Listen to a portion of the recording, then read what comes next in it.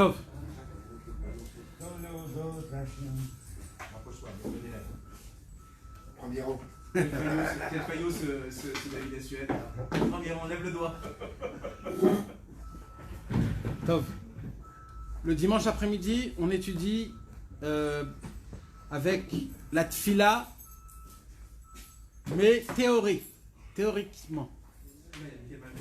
Et le jeudi, on étudie l'après-midi la tfila pratiquement, dans le pratique, c'est-à-dire dans le sidour. Donc on a étudié Hachem Sefatai Tiftar Rufi Agiti la Terra, ça voulait dire quoi? Après on a étudié c'est quoi Baruch. Baruch, le mot Baruch. Ça c'était le jeudi, mais le dimanche, on étudie la théorie, c'est-à-dire comment les choses se passent dans le monde céleste. C'est-à-dire nous on croit qu'on prie, on prie. Voilà. Alors c'est quoi de prier? De prier, tout simplement, c'est de prendre le sidour, commencer à lire. Baruch Hu Baruch Shemo, Amen, Odul Hashem, Kiruv Shemo, Baruch She'amar, Ishtabach, et ainsi de suite. Maintenant, nous, on fait quoi? On prononce des mots, et quand on prononce des mots, en fonction de ce que j'arrive à avoir la kavana, c'est-à-dire la concentration, de ce que les mots ils disent, comme ça, les mots, ils ont une possibilité de pouvoir monter en haut dans le ciel et faire son effet. Plus j'ai des kavana, plus ça monte. Ça, c'est quand je suis tout seul.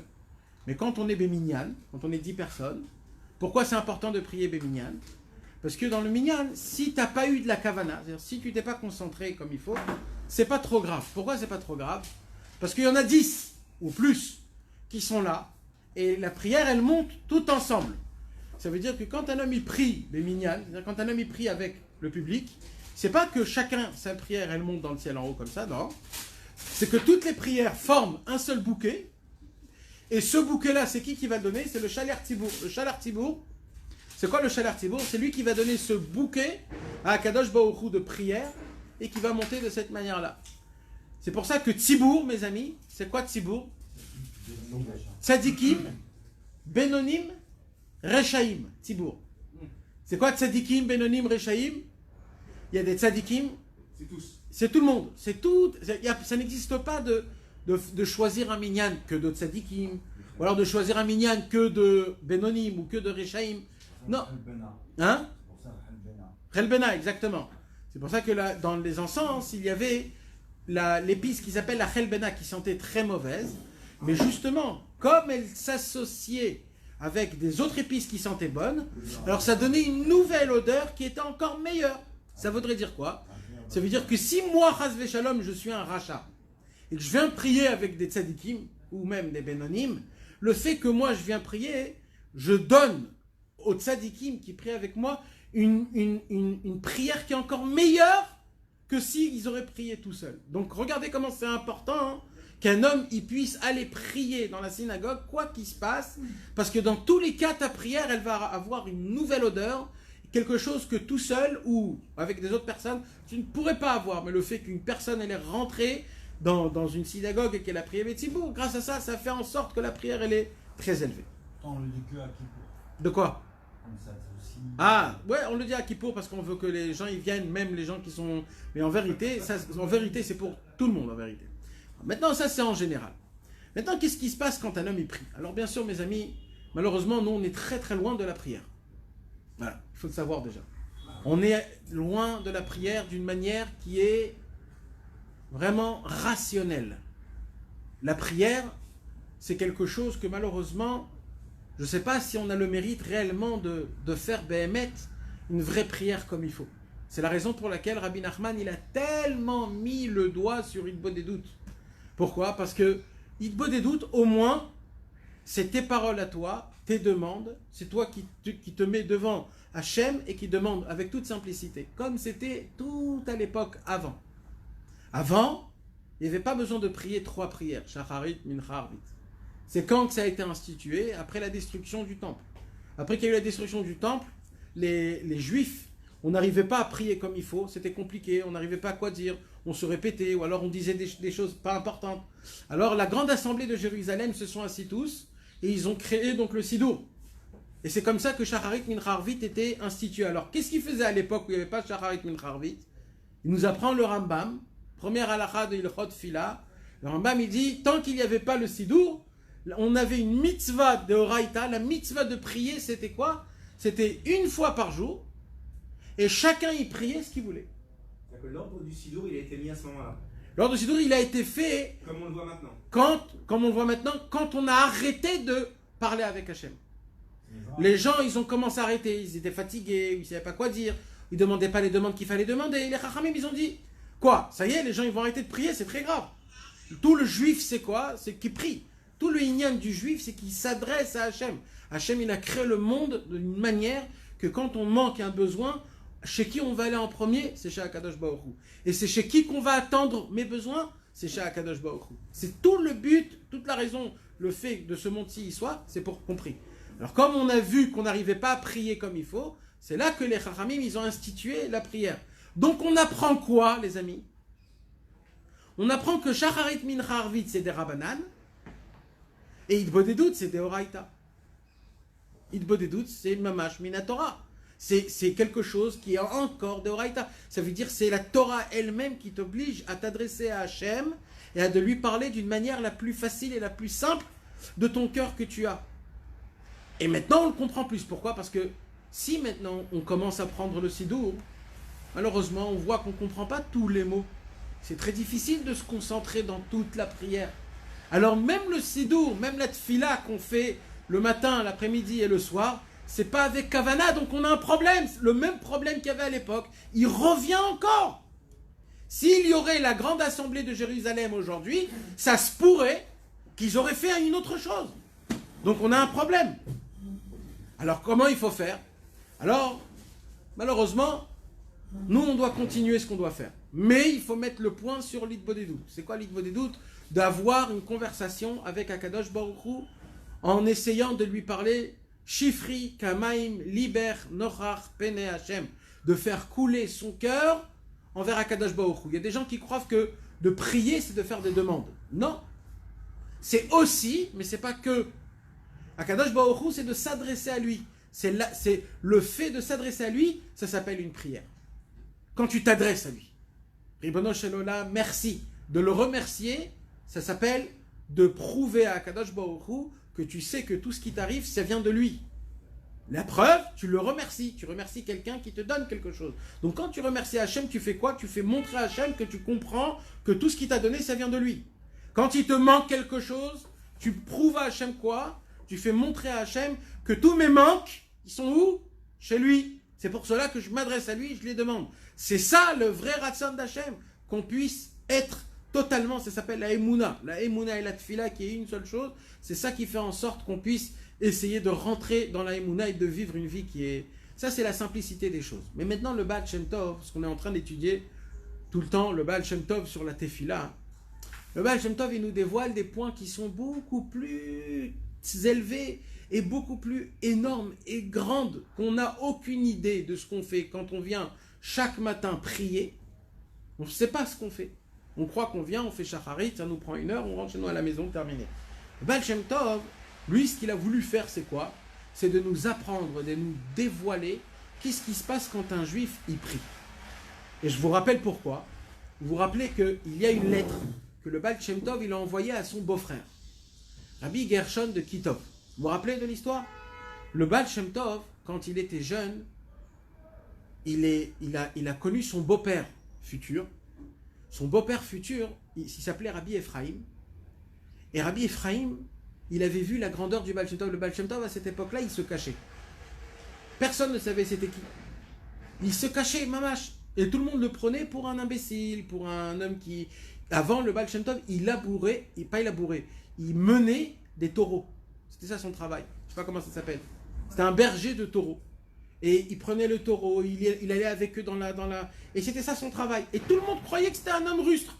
Il rentrait, il était rempli de boue, il sentait pas très bien. Mais lui, toute la journée, en fait, il était où? Il était dans la forêt en train de prier à Hachem. Il se cachait.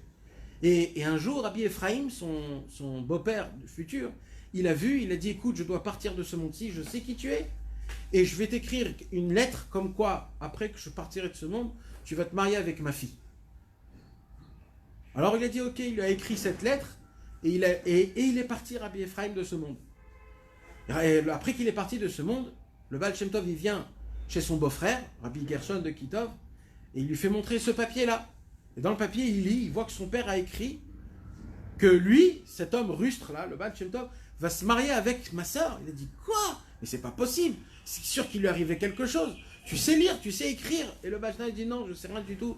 Et lui, il était vraiment dans tous ses états, il est parti chez sa sœur, il a dit, t'as vu ce qu'il a fait, papa? Il t'a promis à cet homme-là, regarde qu'est-ce qu'il a, cet homme-là.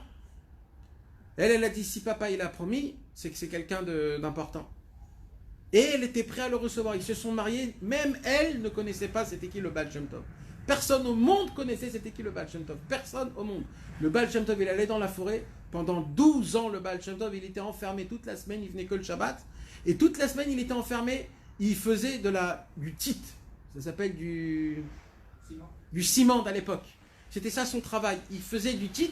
Et pendant la semaine, sa femme, elle venait dans sa chambre, il lui donnait ce ciment, et elle vendait le ciment. Et lui, toute la journée et toute la nuit, il servait à Kadosh Baruch Hu. Jusqu'à l'âge de 38 ans. À l'âge de 38 ans, il y a eu un siman du ciel que Kadosh Baruch Hu, il lui a dit, maintenant c'est le temps est venu pour que tu puisses te dévoiler. C'était un Shabbat. Il était chez son beau-frère, Rabbi Gershon de Kitov. Et Rabbi Gershon, en plein milieu de la nuit, Shabbat, il voit qu'il y a un feu qui brûle toute la maison. Il se réveille comme ça, il vient. Il sait, comme c'est Shabbat, on ne peut pas éteindre le feu, il vient pour sortir et il voit que ce n'est pas un feu normal. Il voit que c'est un feu spirituel en fait, c'est pas un feu qui brûle. Et il voit que c'était qui était derrière, c'était le Baal Shem Tov. Le Baal Shem Tov était en train de faire Tikkun Chatzot. Et c'est lui qui a créé ce feu. Et là, il s'est assis à côté de lui. Et il lui dit, maintenant je vais te dévoiler qui je suis. Et c'est là où il s'est dévoilé le Baal Shem Tov et qu'il a commencé à devenir le Baal Shem Tov. Une des fois, le Baal Shem Tov, il avait des habitudes de faire ce qu'on appelle en hébreu Aliyat Neshama. C'est quoi une Aliyat Neshama? C'est de monter dans le ciel, de laisser le corps en bas et de faire monter la Neshama dans le ciel de son vivant. Et de la monter dans des mondes, d'apprendre la Torah, de redescendre.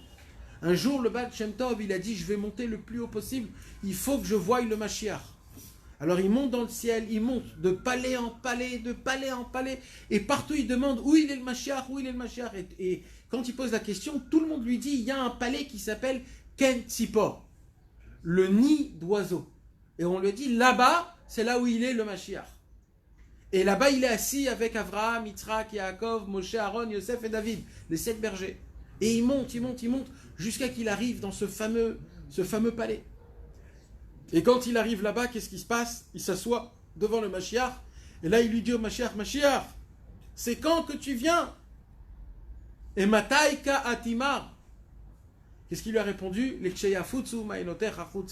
Quand ta Torah elle sera diffusée dans le monde, c'est que alors que je pourrai venir. Alors il lui a dit, quoi? Mais c'est dans tellement beaucoup de temps. Alors il lui a dit, quand les gens y prieront comme toi tu pries, là je descendrai dans le monde.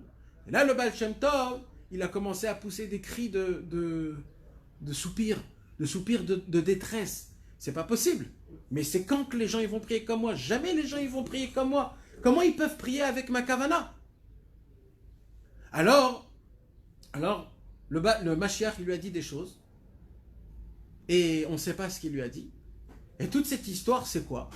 C'est une lettre que le Baal Shem Tov a écrite à son beau-frère Rabbi Gershon en lui apprenant, parce que Rabbi Gershon il habitait en Eretz Israël, il a envoyé cette lettre quand il habitait en Eretz Israël, lui il habitait en Ukraine, et il lui a raconté toute cette histoire. Et il lui a dit, je ne peux pas te dire ce que le Mashiach il m'a dit, mais il y a une chose que je peux te dire, c'est quoi? C'est la façon de comment je prie. Au moins, si les gens ils vont étudier ces choses-là, au moins le Mashiach il sera prêt.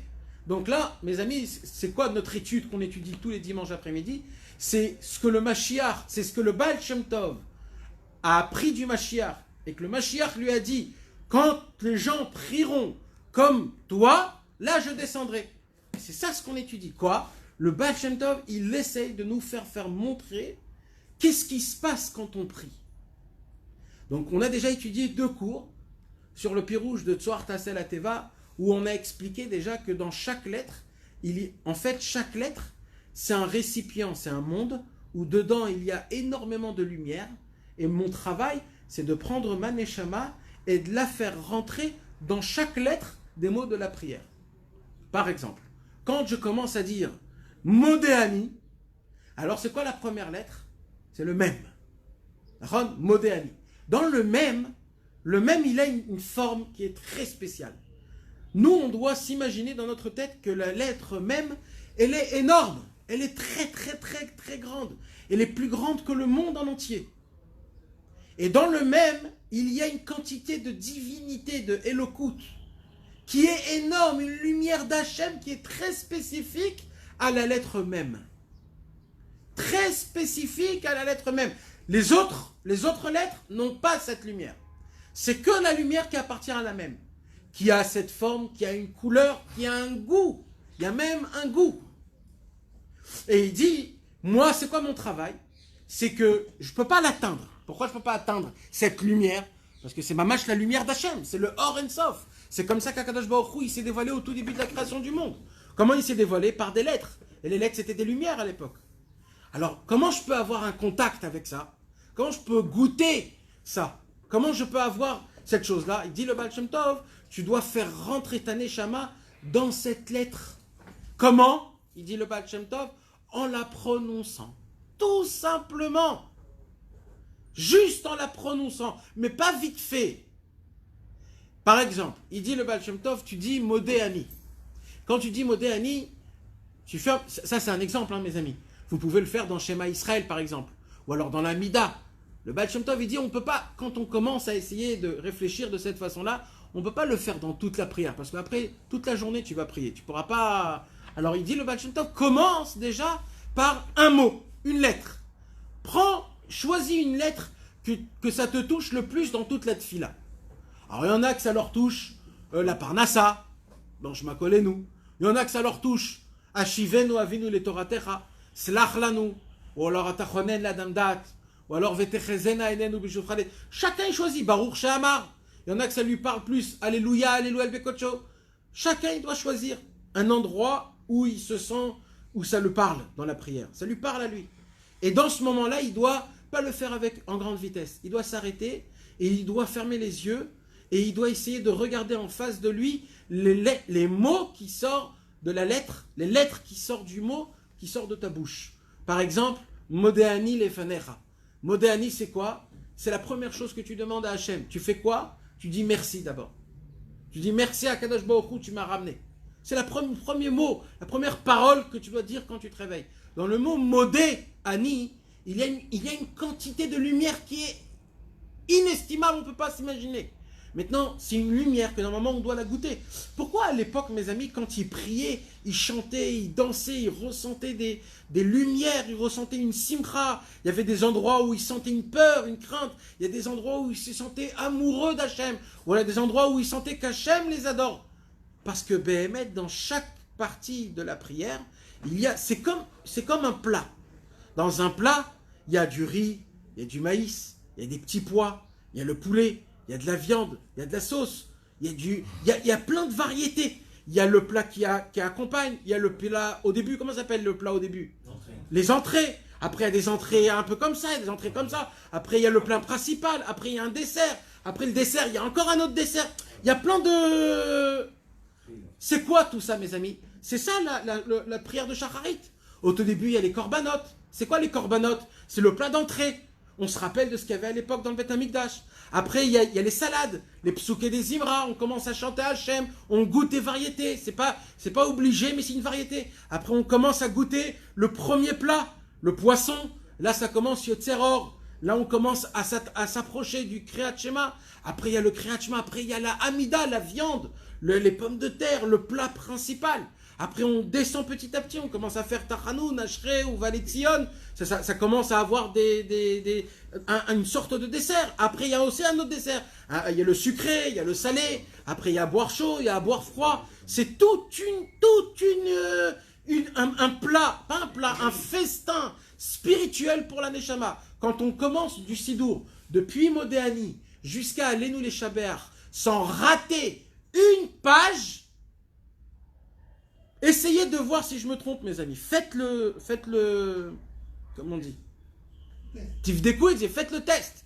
Vous allez voir que dans la journée, elle n'est pas du tout pareille. Tu es rassasié. Tu ne cherches pas après rien du tout. Tu sens que tu as tout envers toi. Pourquoi? Parce que ta neshama, elle a mangé son plat spirituel depuis le début jusqu'à la fin. Ikar achayut mekablin me'atfila. Il dit Rabbeinu, d'où on prend notre vitalité? Il dit Rabbeinu, de la tfila, de nulle part. Donc, quand un homme, il lui manque de vitalité, il est en hatzvout, il sent que là, j'ai mon manque, si je vais là-bas, je vais être meilleur, et ici, là, et je sais pas pourquoi, il m'arrive des choses comme ça. Ça, c'est un manque de vitalité. Il dit, Rabbeinu, toute la vitalité, tu la prends où? Tu la prends d'Afka de la tfila. Et c'est pas pour rien que la tfila, elle est créée de Ketoret, des brachot avant, des brachot après, et Odula Hashem, et les Alléluia, après le Kriyat Shema, après tfila les David, et ainsi de suite, toutes les prières depuis le début jusqu'à la fin. Et celui qui il fait après toutes les choses, les Yehiratson, et les Srirot, et la Emouna, alors encore plus et encore plus. Mais qu'est-ce qu'il veut nous apprendre le Baal Shem Tov? Il nous dit que le Baal Shem Tov, que dans chaque mot et chaque lettre, elle a un goût spécial, une lumière spéciale, une couleur spéciale, un sentiment spécial qui n'est pas petit, il est énorme jusqu'à être infini. Le Baal Shem Tov, il dit des fois, moi, le Baal Shem Tov, il disait, je me perdais dans une des lettres. Bien sûr, lui, c'était spirituel, il arrivait carrément à rentrer dans des lettres, mamash. Dans des lettres spirituelles, dans le ciel, quand tu dis le mot Modéani, il y a dans le ciel la lettre même qui s'éclate et qui envoie une lumière et un éclat qui est inimaginable.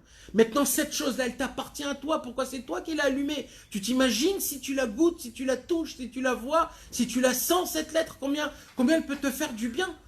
Tu peux, il y a écrit que les chassidim à l'époque, pendant 1 heure, ils se préparaient à la prière, après ils priaient, et après pendant 1 heure, ils essayaient de se calmer de ce qu'ils avaient ça. Et ça, c'était avant chaque prière. Alors là, Gemara, elle dit quoi? 3 heures avant, c'est-à-dire 3 heures en tout pour Shacharit, 3 heures pour Mincha, 3 heures pour Arvit. Donc 9 heures, ils prient toute la journée. Qu'est-ce qu'ils font? C'est quand ils travaillent, c'est quand ils étudient. Qu'est-ce qu'elle dit, la Gemara? La Gemara, elle dit, le fait de faire ce travail-là, là, il y avait la bracha dans la parnassa, et tout ce qu'ils étudiaient, ils n'oubliaient pas. Regardez qu'est-ce qu'elle dit la Gemara. La Gemara, elle nous apprend que si un homme, il met ses forces dans la prière, il a la possibilité de faire en sorte que toute sa journée, elle est remplie de bracha. Ça veut dire qu'il fait un tout petit peu et il y a une bracha qui est énorme. Et ça vient d'où? Que de la prière. Et nous, qu'est-ce qu'on fait, nous? Vite, on fait la prière pour aller dans le travail. Vite, on va faire à la prière pour aller étudier. C'est à l'envers. C'est exactement à l'envers. En fait, la prière, c'est elle qui va donner de la vitalité partout là où tu seras. Et nous, on fait complètement l'inverse. Le Baal Shem Tov, il a dit, moi, ce que je veux, c'est que vous goûtiez à la prière, vous goûtez les mots. Je vais vous raconter une histoire, mes amis, pour qu'on puisse un tout petit peu comprendre ce que je suis en train de vous expliquer, parce que peut-être vous pensez que je suis un petit fou, qu'on peut goûter les mots et les paroles, mais... Ouais. Elle est tellement rachou, elle est tellement apparemment spéciale, quoi. On ne comprend pas grand-chose, mais malgré tout ça, elle est spéciale. Nachod. Comment ça se fait qu'à l'époque, on ne priait pas Michel? Ça n'existait pas, parce qu'on faisait les corbanotes, et la prière n'existait pas. Exact. Comment ça, c'est un monde nouveau, ce truc-là? Exact. Si c'est tellement grand, pourquoi ça n'existait pas depuis la création du monde? Nachod. Parce qu'on faisait les corbanotes, on ne faisait pas la prière Michel. Nachod. Donc comment ça se fait qu'il y a un chidouche qui Le niveau des bonhommes n'est pas le même non plus. Hein? Le niveau des bonhommes n'est pas le même. Alors, à l'époque... On ne disait pas, la mida, ça n'existait pas. Alors plutôt, c'est devenu quelque chose de waouh. À l'époque, les gens, ils avaient une valeur qui était beaucoup plus grande qu'aujourd'hui. À l'époque, ça fonctionnait comment? À l'époque, c'est nous-mêmes qui créions ces lumières. Nous-mêmes. Ces lumières n'existaient pas, et nous-mêmes, on les créait, et nous-mêmes, on les formait complètement. Parce qu'à l'époque, il y avait une mitzvah de prier, comme c'est écrit, ou le'ovdo bechol evafren. Ezoi avoda tfila. Donc il y avait une mitzvah de prier, mais c'était pas Shacharit Mincha Arvit. C'était une prière que chacun y prie de soi-même. Les mots que tu sortais de ta bouche, c'était des mondes que toi-même tu crées. Mais qu'est-ce qui s'est passé? Qu'est-ce qu'il dit le Rambam? Il dit, les générations, ils sont devenus très faibles. Jusqu'à que les gens, ils n'arrivaient pas à prier comme il faut. Les gens, ils tombaient dans la kavana. Ils ne demandaient pas ce qu'il fallait demander. Et ainsi de suite, et ainsi de suite. Donc, c'est les Chachamim qui sont venus, ils ont institué les 3 prières. Pourquoi? Parce qu'on n'arrivait plus à créer ces lumières. Donc, qu'est-ce qui s'est passé? Les Chachamim, ils ont créé eux-mêmes les lumières. Ils sont là. Maintenant, moi, qu'est-ce que je dois faire? Je dois juste les éclairer. En les disant, en les prononçant. Je vais raconter une petite histoire, juste pour que vous puissiez comprendre quelque chose. C'est une histoire de Rabbi Nachman. Cette histoire, c'est une histoire que normalement, on ne la raconte pas. Cette histoire, c'est une histoire qui s'appelle l'histoire du pain. Du pain. Le Maaseh Me'alechem. Cette histoire, on ne va pas toute la raconter parce qu'elle est un peu spéciale et un peu longue. Je vais juste vous raconter le point. Un jour, il y a une histoire de quelqu'un. On dit que c'est Rabbeinu lui-même. Il a raconté cette histoire qu'un jour, il a voulu voir les patriarches. Il a voulu voir Avraham, Yitzhak et Yaakov. Quand il était tout jeune. Il n'avait pas encore l'âge de 10 ans. Et il voulait voir les patriarches Avraham, Yitzhak et Yaakov. Il a prié toutes ses prières, c'était toujours de voir. Je veux voir Avraham, Yitzhak et Yaakov. Je veux voir, je veux voir, je veux voir. Un jour, il a rêvé Shabbat, que le Baal Shem Tov, il vient chez le Rabbi Nachman, et il lui dit, si tu veux voir les patriarches, il faut que tu brises totalement la ta'avat achila. Toute la passion des aliments, complètement. Pourquoi? Il y a une explication, parce que dans l'œil, il y a 3 couleurs. Il y a 3 choses. Il y a le contour, il y a la couleur des yeux, il y a le noir qui est au milieu. Tlat, Gvanin, De'ena ou Bat Ain. Alors, Tlat, Gvanin, c'est quoi les 3 couleurs? C'est Avraham, Yitzhak et Yaakov. Si tu veux voir les 3 couleurs, c'est-à-dire Avraham, Yitzhak et Yaakov de tes yeux, il faut que tu puisses casser, briser complètement la ta'avat achila. Et Rabbeinu, il s'est mis à casser, à briser toute la ta'avat achila. Comment? Il s'est dit en premier, je vais commencer à avaler. Et il commençait à avaler sans mâcher le manger pour ne pas avoir de goût. Et après, il a eu une maladie qui s'appelle, je ne sais pas comment, que la gorge, elle commence à gonfler. Et il était presque en sakanat nefashot. Alors Rabbeinu, il a fait en sorte, il a dit, ok, je vais faire en sorte de manger sans mâcher. Que des choses qui peuvent se faire rentrer par les dents. Alors il mangeait des soupes, il buvait de l'eau, il mettait du pain dans de l'eau jusqu'à que ça se miette, et il le faisait passer à travers ses dents pour que le palais ne goûte pas aucun goût. Jusqu'à que Mamash Rabbeinu, il s'est travaillé. Et là, un jour, quand il était un peu plus vers 15-16 ans, Rabbeinu, il avait du pain, il s'est mis le pain sur sa table, et il est parti faire un Netilat Yadayim pour manger le pain. Il fait un Netilat Yadayim, quand il revient, il voit sur la table des lettres. Des lettres. Des lettres en forme de pain. Au lieu qu'il y a du pain, il y a des lettres. Plein de lettres. Maintenant, les lettres, ils sont complètement mélangés. Non, plein de lettres mélangées. Et là, Rabbeinu, il a un problème. C'est quoi? C'est qu'il a fait un Netilat Yadayim. Il s'est dit, il faut que je mange le pain, c'est sec. Mais il n'y a pas de pain. Alors que faire? Alors il s'est dit, qu'est-ce que je vais faire? Comment je vais faire? Alors il a dit, bon, je vais faire la bracha, peut-être ça va devenir du pain. Alors il commence à prendre ses lettres, comme ça, et il dit, Baruch ata Hashem Elokeinu melech haolam. Il voit que les lettres, ils commencent à se former et à bouger, à se former et à bouger. Et il dit, Ha motzi lechem min haaretz. Et là, il a coupé les lettres, et il a mangé des lettres. Et quand il a mangé les lettres, c'est là où il a vu Avraham, Yitzhak et Yaakov. Les lettres du pain. Alors, d'après la Kabbalah, c'est exactement comme l'Avdil, Elef Alfei Alafim, Veriver Evavot Avdalot. C'est comme aujourd'hui, par exemple, dans la physique. Dans la physique, chaque chose aujourd'hui, tu l'expliques en Nusra, comment on dit, en formule mathématique. Le pain, il a sa formule mathématique d'après les atomes qu'il y a dedans. L'eau, elle a une formule mathématique d'après les atomes qu'il y a dedans. L'air, le bois, le pain, la peau, le sang, les yeux, tout a une formule mathématique. En vérité, on peut essayer de créer, Kaviarol, hein, c'est un exemple. Ça veut dire on a aujourd'hui les particules de chaque chose, comment ils sont, et en fonction de ça, tu peux refaire une sauce qui ressemble à ça, mais qui n'est pas ça du tout. Alexandre, tu peux refaire une sauce de viande qui vient pas à base de viande. Comment? C'est juste une forme de particule. Non, on a parlé vegan ensemble, c'est pour ça que vous n'avez pas compris le Voilà. shoresh. Voilà. Donc maintenant, ce qui se passe, c'est quoi, mes amis? c'est qu'en vérité, la racine des choses, elle est dans la spiritualité. Parce que l'alphabet, ce sont des formules mathématiques spirituelles qui forment la chose, qui forment le goût, la couleur, la texture. Et quand les lettres y brillent, c'est là où le pain il est comme il faut. Quand les lettres ils commencent à moins briller, alors grâce à ça le pain il commence à moisir, à devenir un peu moins. Parce que ce qu'il y a, les atomes que nous on parle aujourd'hui, c'est que des lettres. Il y a des lettres premières, les lettres Aleph, Mem, Shin. Après il y a les lettres Shatnez, Gatz. Après il y a Beget, Kaparat. Après il y a les autres lettres. Chaque lettre elle a une formule qui ferait tout ce qui se passe. Alors il dit le Baal Shem Tov, ça c'est dans ce qu'il y a dans le monde. Mais imagine-toi quand un homme il sort de sa bouche des mots et des lettres, il crée des variances dans le ciel, des goûts que ça n'est jamais le goût des choses qu'on peut même pas s'imaginer. Il dit le Baal Shem Tov, moi ce que je voudrais que vous pourriez sentir, c'est de ressentir 1/1000 de un mot que vous sortez de votre bouche. Un seul mot. Alors il dit le Baal Shem Tov, comment je pourrais le faire?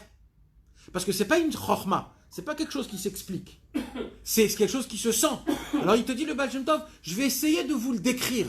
Et vous, en essayant de l'imaginer, peut-être que vous allez arriver à ça. Et c'est là où le Baal Shem Tov, il commence à expliquer, dans son livre qui s'appelle Amoud HaTfila, qui est basé sur la Tfila, que ce que le Mashiach lui-même lui a appris dans les cieux.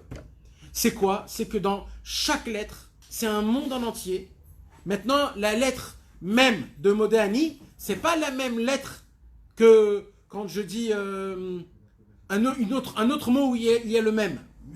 Meir. S'il y a un mot Meir dans la page, c'est pas le même. Parce que le mot Meir, il a une comparaison avec le Aleph, le Yud et le Resh. Donc c'est un autre monde. Le même de Modéani, c'est un autre monde. Chaque mot, c'est un monde. Et nous, ce qu'on doit faire, c'est d'essayer de rentrer dedans. Et comment on le fait? Il dit pour ça, il faut fermer les yeux et prendre son temps. Comment tu goûtes un vin?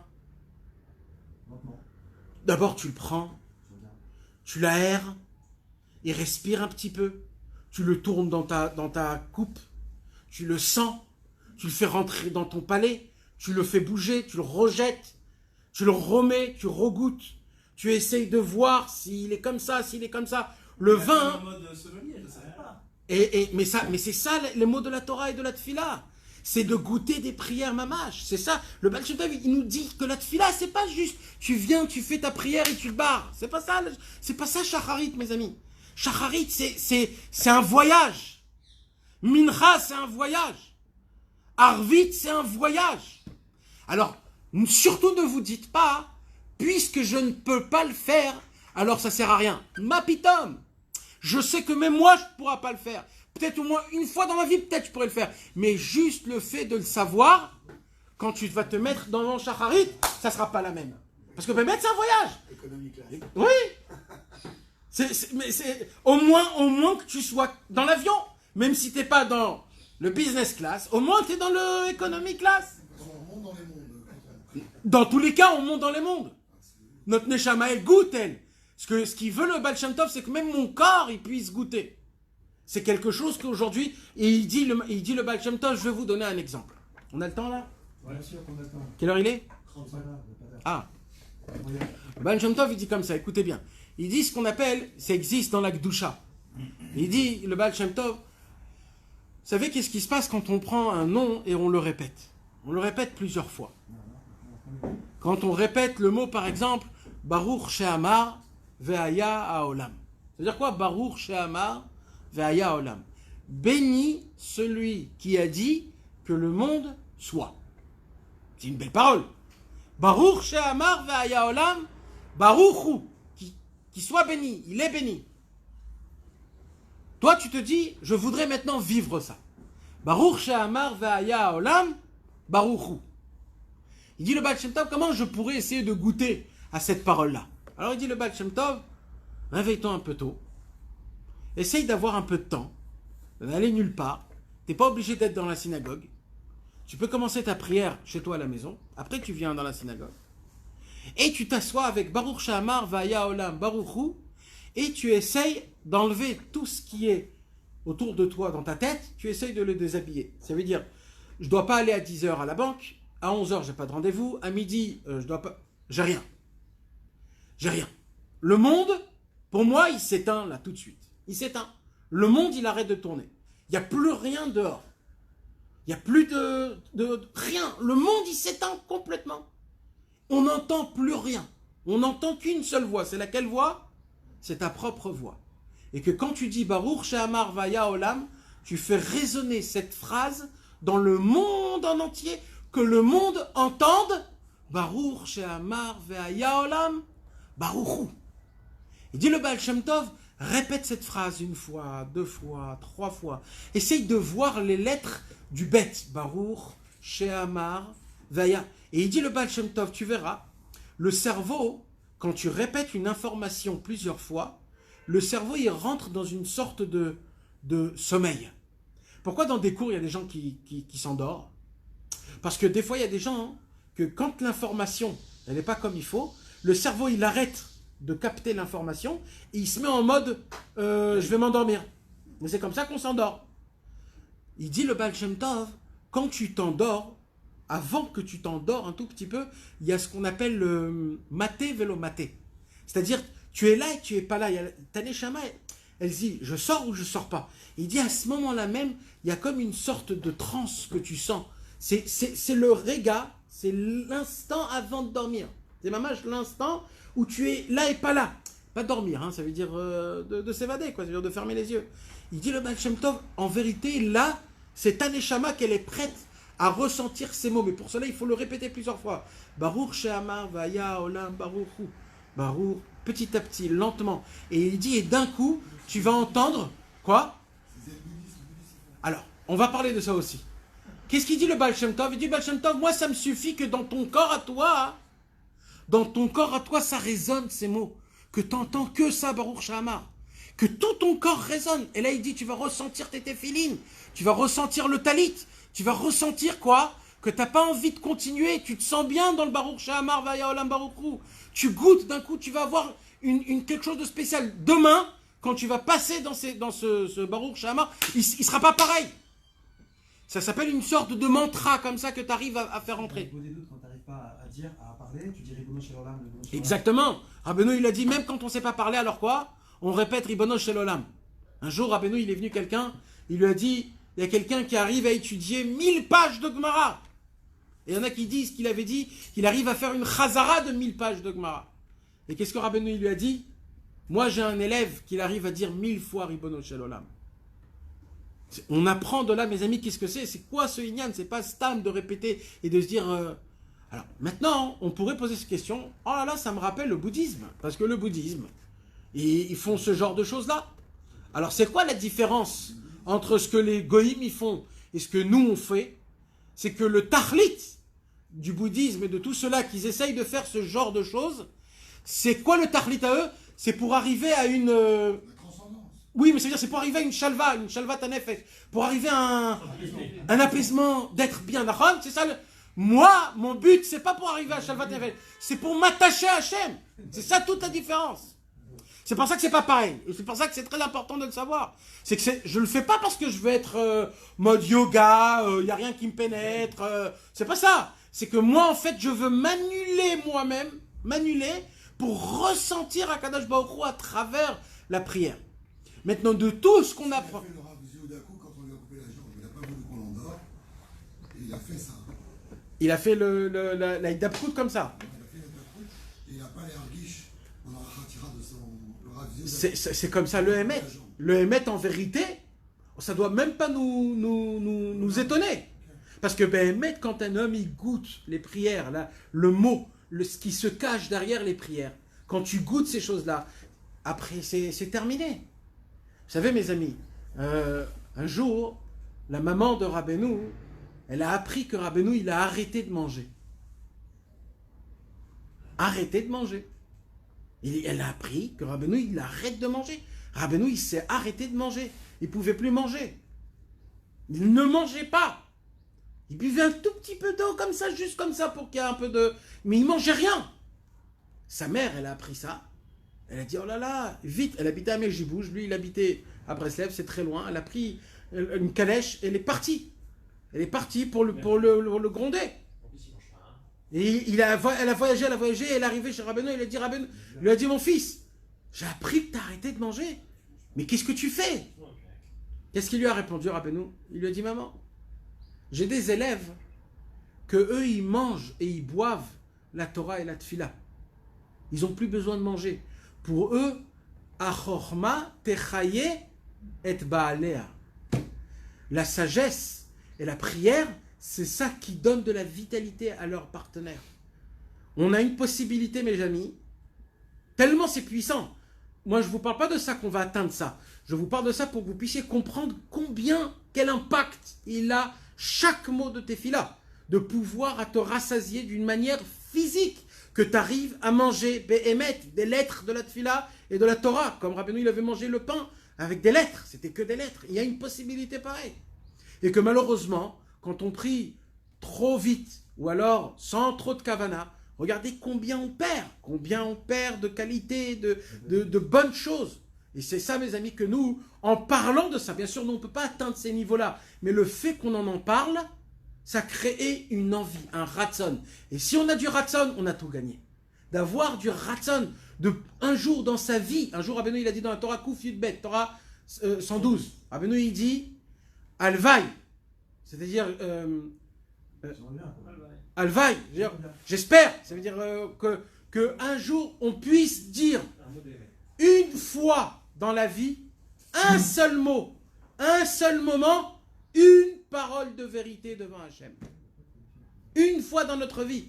Ça veut dire que si lui le dit, Alvaï, que nous aussi on a ce mérite de pouvoir une fois dans notre vie goûter réellement ce que c'est la prière. C'est pour ça, mes amis, d'où vient qu'on chante pendant la prière? D'où ça vient? Surtout nous les Sfaradim, que nous on a plus que les Chassidim.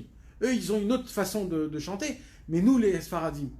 Pourquoi vous croyez qu'à l'époque, ils faisaient Idgadal Vit Kadash pendant un quart d'heure? Ils faisaient des makamim et tout. Pourquoi ils priaient comme ça, de cette manière-là? Et toute la prière, c'était avec comment on a dit ça? Des mélodies. Des mélodies. Parce que dans les cieux, c'est comme ça, c'est la communication dans les cieux, c'est des mélodies. C'est parce qu'en vérité, à l'époque, si les tzadikim à l'époque, ils priaient avec des kavanotes. Ils avaient des kavanotes. Alors comment tu fais pour prier avec des kavanotes? Oui, nachon. Ils commencent à faire Idgadal, et ils ont un chant, ils commencent Idgadal. Et pendant ce temps-là, ils ont des kavanotes, et des kavanotes, et des kavanotes. Après, Vit Kadash, et comme ça, des kavanotes, et des kavanotes. Maintenant, chacun, il peut faire ses propres kavanotes à lui. Ou alors de faire les kavanotes du Rachach, du Harizal. Mais nous, des gens simples comme nous, quand tu veux faire rentrer le Baruch, on a étudié la semaine dernière le mot Baruch. Baruch, ça veut dire, on a dit quoi? Rosh ou Mekor Kol HaBrachot, l'origine et la source de toutes les bénédictions. C'est plus pareil quand tu Alors quand tu dis Baruch et tu dis Baruch, là tu fais rentrer et un peu plus, là ça devient quelque chose d'autre. Ata, bien sûr, Ataya, Hashem ya, Elokeinu ya des kavanot, Meler, Haolam, et ainsi de suite, et ça continue sans fin. Et ça, ces kavanot, c'est quoi? C'est de là où que ça vient. Et maintenant, nous, malheureusement, on n'a plus de patience. Et on attend juste le Chazan qui fait le plus vite possible le Kaddish. Le Chazan, il ne fait pas ça. Oui, parce que c'est compliqué de le faire. Parce que pas tout le monde peut le faire. Justement. Si tu vas... Non. Tu vas à Taonet, ça veut dire en Israël, à l'intérieur là-bas. Nachod. Où je prie, à l'époque, j'ai prié 2 ans avec eux. L'amida du Rav Gez de Rambara, c'était... Ouais. Nachod. Il priait sur une jambe. Nachod. Quand on avait la jambe qui faisait mal, il priait sur une jambe. L'amida, 1h15. Nachod. Et il y a Yerushalayim, des endroits où il prie. Nachod, où il prie 3, 4, 5 heures. Shacharit. Quand on est au Tsioun à Rosh Hashanah, combien de temps ça dure? On Nachod. chante et qu'on tape des mains et Nachod. tout ça. Combien de temps? Nachod. Nous, c'est peut-être même plus qu'une heure et quart, Nachod. À Moussaf, combien de temps elle dure la Mida? Nachod. Elle dure énormément de temps. Peut-être 1h30 ou plus encore. Nachod. C'est pas les mêmes qu'avant. Mais une chose qui... Comme ça, là. Je suis obligé de vous dire une chose qui nous concrétise à nous aujourd'hui. Écoutez mes amis, le conseil essentiel, et avec ça on termine. Le conseil essentiel dans notre prière. Le Harizal, il nous apprend un truc très important. Quoi?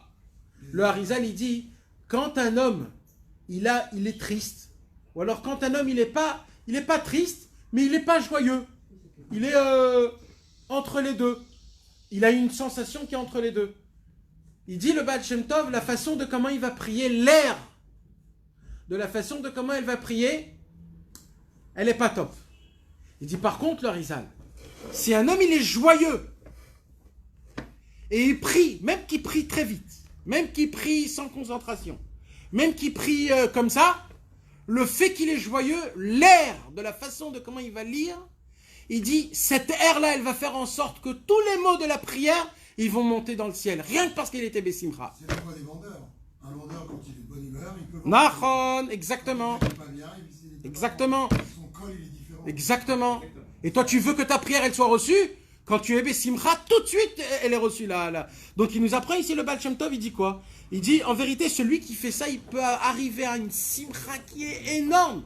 Quand il dévoile, quand il sait, juste il sait, que dans chaque mot, c'est comme un puits, c'est comme un Mahayan, que tu vas te tremper, tu vas sauter dans ce Mahayan, et tu vas goûter des goûts, et tu vas ressentir des sensations sur chaque mot. Ça va te donner une simcha, que cette simcha, elle va faire en sorte que ta prière, elle soit reçue dans le ciel une fois, 2 fois, 3 fois, malgré que tu la répètes, et à chaque fois, tu goûtes un nouveau goût. Parce que les mots d'aujourd'hui, ils ne sont pas pareils que les mots de hier.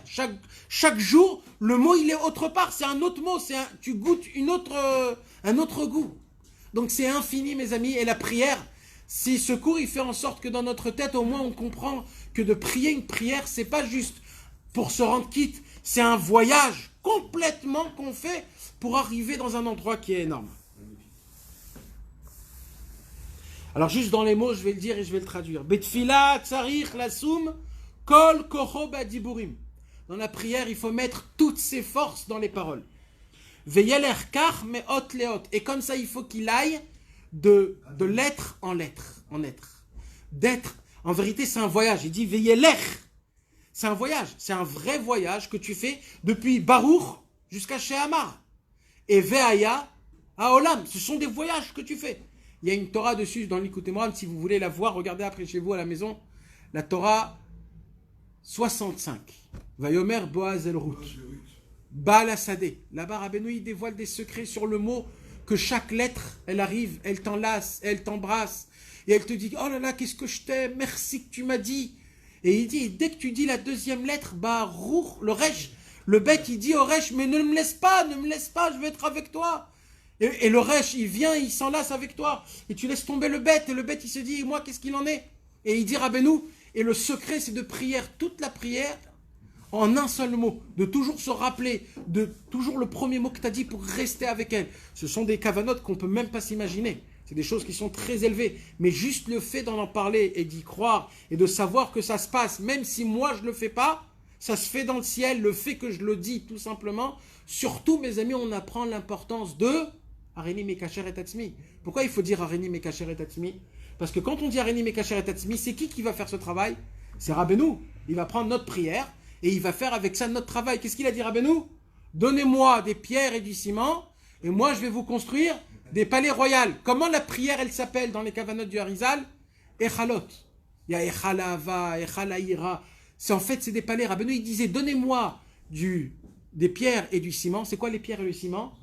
C'est les mots. C'est les mots. Et il dit, vous me donnez les mots et moi je construis les palais.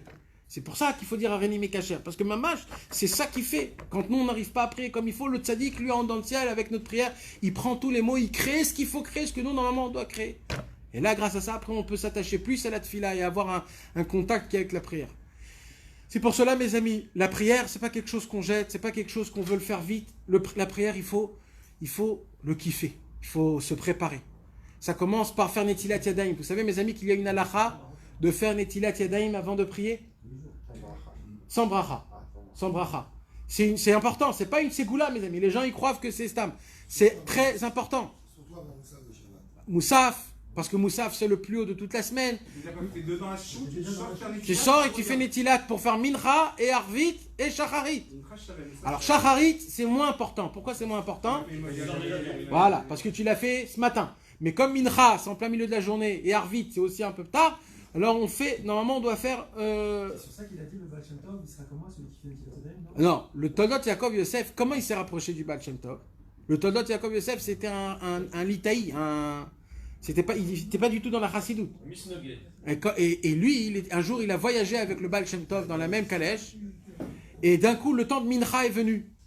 Et le Baal Shem Tov, il est sorti de la calèche et il a marché plus de 20 minutes dans la forêt pour essayer de trouver de l'eau pour faire Netilat Yadayim, pour faire Mincha. Et la halakha, elle dit, si c'est loin, très loin, alors c'est pas grave. Et il a vu que le Baal Shem Tov, il est allé 20 minutes dans la forêt pour chercher de l'eau. Le Tov Yaakov Yosef, il a dit, s'il est makpid sur quelque chose comme ça, c'est que c'est un très grand homme. Et c'est de là où il s'est rapproché. Donc on voit combien c'est important de se laver les mains. Et c'est qu'est-ce qu'il a fait le Baal Shem Tov, en fin de compte? Il a fait un trou, il a fait avec son bâton un rond, et il a fait le Mahayan à Baal Shem Tov, que jusqu'à aujourd'hui, on va se tremper là-bas à Mejibouj. C'est le Mahayan du Baal Shem Tov que tout le monde prend de l'eau. Comment il s'est fait? Il s'est fait parce que le Baal Shem Tov, il a voulu faire Netilat Yadayim Shacharit, pour Mincha, il n'y avait pas d'eau, donc il a fait ce Mahayan.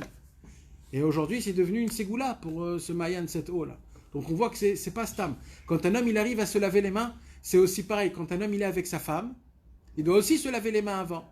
Pourquoi? Parce que c'est comme une prière d'aller avec sa femme. C'est comme une prière, c'est un combat. C'est une milchama, c'est quelque chose. C'est un yichoud. La prière, c'est un yichoud. C'est une union, tu vas t'unir. Donc c'est important de la même façon. C'est des choses qui sont saintes. Quand on regarde ces choses d'une manière qui est sainte, alors là, oui, la chose, elle devient béhémet sain comme il faut. Voilà, mes amis. C'était le commencement du deuxième... c'était le commencement. On n'a même pas encore touché, mais c'est au moins des petites touches.